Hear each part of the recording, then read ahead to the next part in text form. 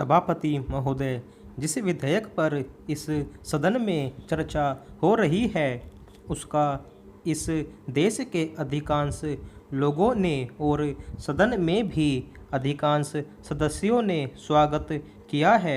इसलिए इसमें दो राय नहीं हो सकती कि यह विधेयक जनोपयोगी है।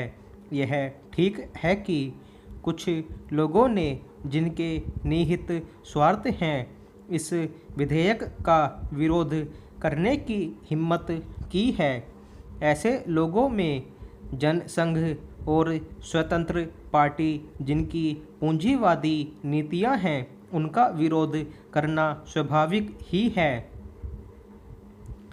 मैं आपके माध्यम से मंत्री महोदय से कह रहा था कि जहां तक विधेयक का स्वागत करने का प्रश्न है, यह जनोपयोगी है।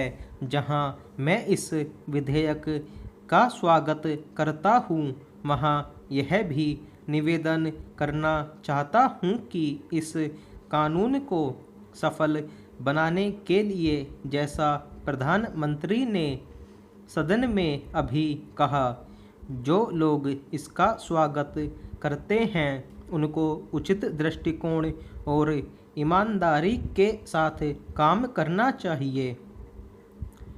हमारे देश ने गरीबी को दूर करने के लिए पंचवर्षीय योजनाओं के माध्यम से योजनाबद्ध तरीके से विकास के कार्यक्रम को चलाने की नीति अपनाई है।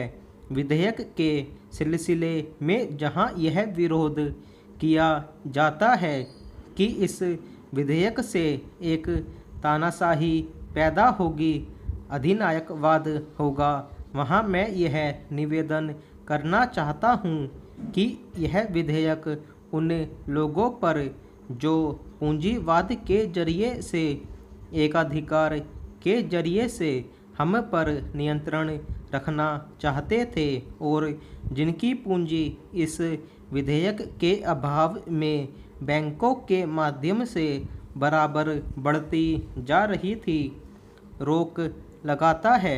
उनकी नीतियों का परिणाम यह हुआ, देश के चंद लोगों की पूंजी जो इन बैंकों के स्वामी थे, अत्यधिक बढ़ गई। हमें मालूम है कि स्वतंत्रता के बाद देश में बिड़ला और टाटा की पूंजी किस प्रकार से कई गुनी बढ़ गई है।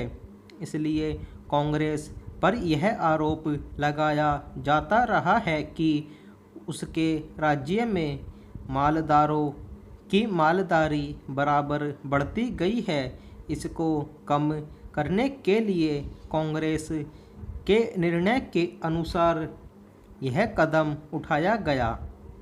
यह कदम स्वागत योग्य है, लेकिन जहां इस कदम का स्वागत करने की बात है, वहां इस बात की आवश्यकता भी है कि यह विधेयक खाली कागजों में ही न बना रह जाए। आज के ज़माने में हमारे शासन में जिस तरह से नौकरशाही का बोलबाला चला आ रहा है, जिसको यह सरकार समाप्त नहीं कर सकी है,